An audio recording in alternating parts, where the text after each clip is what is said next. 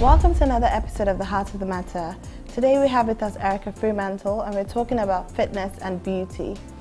Hello Eryca, welcome to the show again. Thank you, thank you. So I'm looking forward to talking about fitness and beauty, and you have a lot to share. Well, you know it's very close to my heart anyway, so, but I wanted to ask you, in fact, what does fitness mean to you? Fitness to me means being fit, or being able to do the things that you want to do in terms of in the physical realm. So for instance, you can walk up 4 or 5 flights of stairs and not pant, or you can, run 3 miles. I think that's what fitness is to me. No, you're absolutely right. Fitness is about the physical aspect, because people tend to get it mixed up and confused with wellness and health. But I think being fit is really important at different stages in your life. I mean, obviously you're pregnant, and congratulations again. Thank you. On a scale of 1 to 10, how fit would you say that you are? I think now I would say maybe 3. Really? Yeah, and that's because even before being pregnant, I used to do a lot of like water aerobics. I had a personal trainer, playing netball. But for the last 1.5 years to before this pregnancy, I sort of stopped doing all of that. I used to also go on walks with my kids every evening, but I feel like now I feel all the aches, and I have cramps when I'm sleeping, and is that because you're pregnant, or was that before you got pregnant? No, I think it's because I'm pregnant, but I think and I feel that if I was more fit, I wouldn't feel the pains as much as I feel now. I agree. Me, myself, I mean, I've gone through various different illnesses, and I'm not as fit physically as I used to be. So on a scale of 1 to 10, I'd say I'm about 6, 7. Because when I'm at my fittest, I feel completely different. One tends to feel a lot more confident, and your clothes fit you in a different way. But there's also fitness of the mind, and I think, like you, I like to read, and I know that you're very much that way inclined. So I think I've compensated by doing a lot more things, by reading, becoming a little bit more social media savvy. I think you're the queen of social media, by the way. So yeah, being fit is very important. Do you do anything with your family? Well, my daughter plays netball. Okay, how old is your daughter? She's 7. Okay. I used to play netball, like I said before. I used to play netball too, many years ago. Many years ago. My husband used to play football. He stopped. He had an injury, so in like the last 2 years he hasn't. But at one point we used to go swimming every weekend. Okay. But we've sort of stopped on all of that. So it's something that I want to revive again, like make sure we put that, it's also a way to bond. Yeah, I think as a family. Bond, so I think it's something that one of the goals I have for 2015. Obviously, once I have the baby as well, I would want to, work out. So I have to find a way to incorporate the entire family in it. Yeah. So can you swim? I can. Really? I can. I went throughout my whole life, I wasn't able to swim at all. Wow. But because of my injuries of late, I had to learn to swim. And I find it absolutely fascinating. It's a freedom, and it takes your fitness level to another level. So yeah, okay. And can your husband swim? He can, yes. Wow. Yeah. And your children? No. So my youngest daughter, we were teaching her when we were swimming often, but because we haven't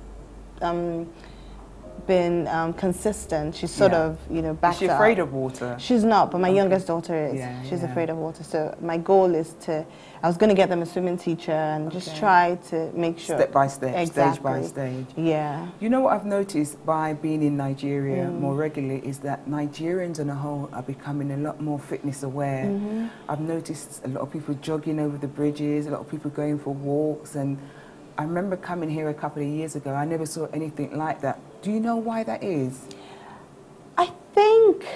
I think it's also one of the benefits of social media. I think there's just a lot of information going around. Now you're connecting with so many other people. You can see what so many other people are doing. So I think also there's a trend. Okay. So that was my next question. Yeah, I think there's also the trend part of it where you see everyone, you know, jogging down or walking down a new bridge, and yes, you want to, you know, look cool and I take nice pictures. But I think also generally, I think because you also hear a lot of people dying of things like cancer. Again, you know, there are all these diseases. diabetes, Exactly. overweight, obesity. Yeah. So a lot of people are like a bit more conscious now, and are genuinely working out, and you know. I agree. But I was going to ask, there's a difference between being fit and looking fit. So I was reading a book. I've forgotten the name of the author. It's an American lady, and she was saying how she has 6 children, and she looks amazing. Wow. But when she went to the doctor, I mean, she was like me, always very busy, always doing everything, and she had a breakdown. And when she went to the hospital, and they said to her that yes, because everyone always used to say, "You look so good." She thought, yeah, she was fine, but she wasn't. It's so much deeper healthy. than looks. It's Exactly. so much deeper. And I think she had even started her menopause in her 30s. Yes, which happens. Yes, and she had just she was literally on the verge of dying, you know. So I think a lot of people think because you look slim, you're fine. Or petite, exactly. or ordinary and normal. Yeah. No, definitely not. You can have what we call obese or large people that are fitter than slim people. It's a lot of it's about your generics. But going back to something that you said 2 things: a trend and people taking it seriously. Well, I've noticed that a lot of people that are trendy and doing it for the moment, in the long run, because they're not doing it the correct way, or they're not being shown the correct way, or they're not wearing the correct shoes, in the long run there will be lots more injuries. But people are living longer, and they want to live longer too, and so they're going out and doing things about it. So the market is about to open in a way. I remember England being like this maybe 30, 35 years ago, where you only saw 1 or 2 people becoming fitness aware, wellness aware. And it's really good to see that it's the older generation fighting for their lives through fitness. So yeah, absolutely. So you're 50. I am. Something. But you look, I mean, you look like you're in your 30s. So what's the secret? What do you do? What's your daily routine? Oh my God, I really don't know. We live our lives the way we do, and I do things by routine. I'm very boring. So I've been doing the same things that I do now that I did 20 years ago. I'm a fitness fanatic. Okay. So much so that I think I overindulge in fitness sometimes. But I'm very, very conscious of what I eat. Okay. I only eat fish. I don't eat red meat. I don't eat hardly any carbs at all. Okay. I eat lots of salads and vegetables. Anything green, that grass, you know, like grass that grows naturally. I don't do fizzy drinks. And it's got to this stage in my life where it's just normal. It's only when people point it out, to me, they think that I'm abnormal. But I love it. I love the energy that it gives me. And thank you for your compliments. I feel 60 plus at some point, sometimes in my life, but hey, that's life. But it's hard work. It is hard work. And when I travel, when you travel a lot, like I do, you can't always get the food that's readily available. So that's why I stick to vegetables, because you can always get them anywhere. People have said to me, don't you miss rice? I haven't had rice properly as a meal for nearly 30 years. Wow, so you started early. I really did. And what was the motivating factor? Okay, that's a really good question. The motivating factor is that I realized that I became very sluggish when I ate certain foods. I became very moody, having suffered from depression. I realized that eating those sort of foods triggered off certain things within me. It took a little while to break it down. And I went through about 2-3 years without eating any rice, any wheat, and then I went back to it. And then it brought me back to the same place. So the realization for me was just stay away. And I think it's done more good than harm. So yeah. So, but what is the correlation between what you eat and the exercise that you do as well? Why is it important to balance the two? Yeah. They say it's 70% what you eat and 30% exercise. Okay. So if you're out to make yourself look good and feel good, it doesn't matter how many times you go to the gym, it's about what you put. It's like a car. If you've got a Bentley or a Rolls Royce, you have to put the best premium, gas in the car. If you put lower grade, it's not going to run its best. And it's the same with the body. So you can be doing as much exercise as you like and not getting the results because you're eating 10 chickens a week, or you're eating the wrong food. So once you can get that balance right, then you're more than halfway there. And everybody's body is different. So I can probably eat 10 chickens a day and exercise and I get some sort of results, but the next person doesn't. So it's learning to understand and listen to your body and not try to be like the next person. Okay, so for instance, you find that also some people may say, okay, first of all, our culture as well, the kinds of food we eat here in Nigeria, we eat a lot of carbs, like starch, cassava, and things like that. I think it's very difficult to try to eat healthy, and also I feel that even healthy meals are expensive as well. So what would you advise? I would start by what you have. So initially, what you have, eat less. Smaller portions, that's the initial start. And then you can add vegetables. I don't really go into brand names and anything that I eat. I eat things that naturally, organic, that grow from the ground. I eat my carrots, my lettuce, my cabbage. Those are fairly cheap. Fairly cheap and very accessible to the majority. I don't go around and buy those products that you mix with water, because how long can you sustain that for?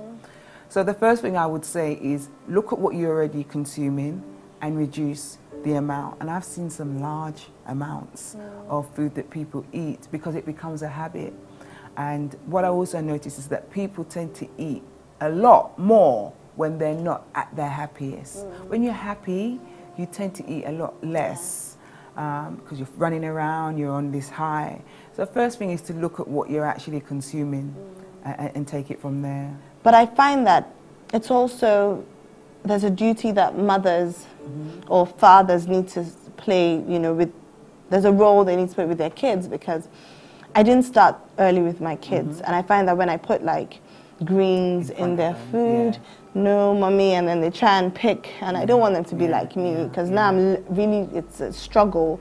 It's, I have to discipline myself to eat more salads and things. It's not just a Nigerian thing, it's global. Wherever you go in the world, you hear mothers saying the same thing, that they tend not to have given their children vegetables, salad at an early age. But I do understand the food here is a lot heavier. Throughout, even not just African, even Caribbean, food is a lot heavier. But less is more. So if you were going to eat or consume a whole plate of rice, eat half of that or a quarter of that. It's a matter of working out what's best for you. I'm really not a nutritionist. I advise people more on fitness. But it makes sense, less is more. And for myself, I think if I were to start eating conventional food, as they call it, or my mother calls it normal food, I'd put on weight really easily because it's foreign to my body. We need to take a quick break. Viewers, we'll be right back. Stay tuned.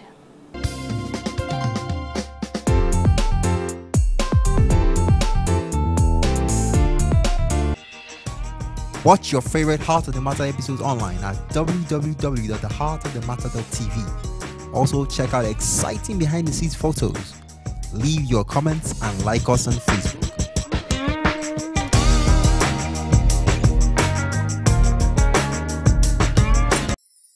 Guiding Light has helped me in many ways with mentoring, with friends who knew what they were doing. The love I experienced was so overwhelming. At some point, it was bringing tears to my eyes. The idea of a church is for you to have a family, that you could share your problems with, that you can come fellowship with. And we're looking for the church that preach the word as opposed to selling. In essence, you cannot be a transformation agent until you have been transformed yourself. Jesus put it this way. He said, people will come and say, there's the kingdom, there's the kingdom. He says, the kingdom shall first be in you before you can even see it. Happy 30th anniversary, Guiding Light Assembly. We are a guiding light. From generation to generation. Make a date with Guiding Light Assembly from the 20th to the 29th of March. That's when we'll be celebrating our 30th anniversary. Please come.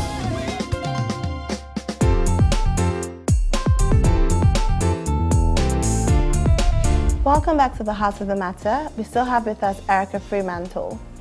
Eryca, we've been talking a lot about fitness. Can we talk about beauty? Because when you hear beauty, the first thing you think the first thing you think is about makeup or creams, and you know, but beauty is deeper than that. What is, so can you tell us a little bit more as a makeup artist? Yes, as a former makeup artist. I mean, it's really ironic that you asked me that question.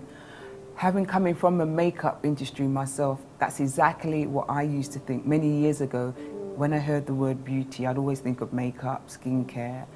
But then you find out that that's very superficial. And what makes, for me, a woman or a man beautiful, comes from within. It's how they put themselves across, how they speak to others, how they treat others. Anyone can look beautiful with the right makeup, right hair, the right shoes. But it's how they treat others or how they don't treat others. So for me, it's so much deeper than the mascara, the lipstick, the lip brush, the handbag, the shoes. We can make clones of each other, but beauty is very, very, very deep. I think for me, when we were talking, I remember growing up, and for some reason, I don't know, I used to think I was ugly. So did I. And I remember I saw this like mirror in my granddad's house, and it said, "Smiling makes you beautiful." Yes. It had it written on it. And for some reason, as a child, that stuck. Obviously, because I wanted to look beautiful, so I was always smiling. Wow. So I mean, in school, people say, "You're always smiling," and they just didn't understand. I was just trying to be, beautiful. But I think there's a lot to that statement. Don't you think so? I definitely agree. Like you, I grew up, if you remember my story, thinking I was extremely ugly, even as an adult, But I find now, the more you smile, the more attractive you are, and the more people you attract to yourself. Smiling is one of the best things that you can do for yourself and to encourage others. And also, as I said before, how you treat people. There are lots of people that don't, if they just made one smile, if they just made their teeth show, it would make so much difference to how it breaks down communication. Beauty is so deep. And the person that actually made that up was absolutely right. When you said about the mirror, I would never, ever look in a mirror. As a mature woman now, I realize that you can't get really far without looking in the mirror. But it's really important that we make our children, and not just our daughters, know what the true sense of beauty means. Exactly. So it's not the hair extensions, it's not the makeup. No, it's not. It's from within. From within. But also there's a part where there's the outer part plays a big role as well. Of course. So how do you also look beautiful on the outside? Okay, I say to people from a professional capacity, and not everyone can afford a professional makeup artist or a hairdresser. Find a style that you're comfortable with. Not necessarily a style that you've seen somebody else look and you think, oh, that's going to look great on me. So find a makeup style, find a hairstyle where you get lots of compliments, and it's trial and error, and it's very important that you feel comfortable in that look.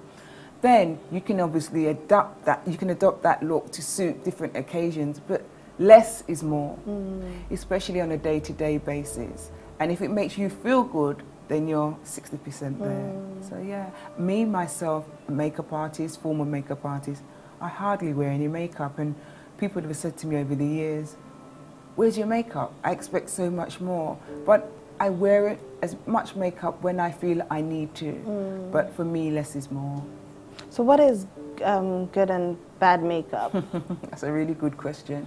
I think there are makeup artists that say to people, your makeup looks bad, or they've done makeup and it's been said the makeup's bad. I really don't think it's about the makeup artist. I think it's about the individual. Okay. So if another woman looks at another individual's makeup and says that makeup is bad, and what they mean by bad is usually how it's applied or the lack of blending. If the woman wearing the makeup feels comfortable with makeup that's got more green in this eye and more blue in that eye, then it's not for anyone to judge. Makeup is supposed to make you feel good. It's about how it makes you feel good. So bad, good makeup is usually about the application and the lack of blending. But I think if makeup makes you feel good, and feel better and gives you confidence the job's done. But to be honest, there's some people that, in terms of application as well, Yes, I hear you. Sometimes it's over the top. In our opinion. But True. if it makes her feel good, then who are we to judge her? Because she is the one that's in that skin. Yes, as a professional, I see every day, you know, every 10th woman, I want to say something. But if she looks good and she's confident with what she's got, hey. So can we talk about the skin? Yeah. Yeah. Okay. So how do you get your skin looking good? Okay. Well, first and foremost, if you wear makeup, it's really important to take your makeup off at night. That's the hard part. Is it the hard? Do you find that hard? I think so. Really? Why is that? I mean, when I was a lot younger, it was even more difficult. I'll just go to bed with makeup on. But Worst now, nightmare. I can't. I wouldn't sleep properly if there's makeup on my face. I think it's a mind thing. So now I consciously take it out. But I dread, you That know, part of the having day. to exactly Yeah, to yeah. take it off. And that's the part of the day that I love the most. Really? Once you take your makeup off, your skin is able to breathe and breathe naturally. No, it doesn't matter how much makeup you wear or what type of makeup you wear.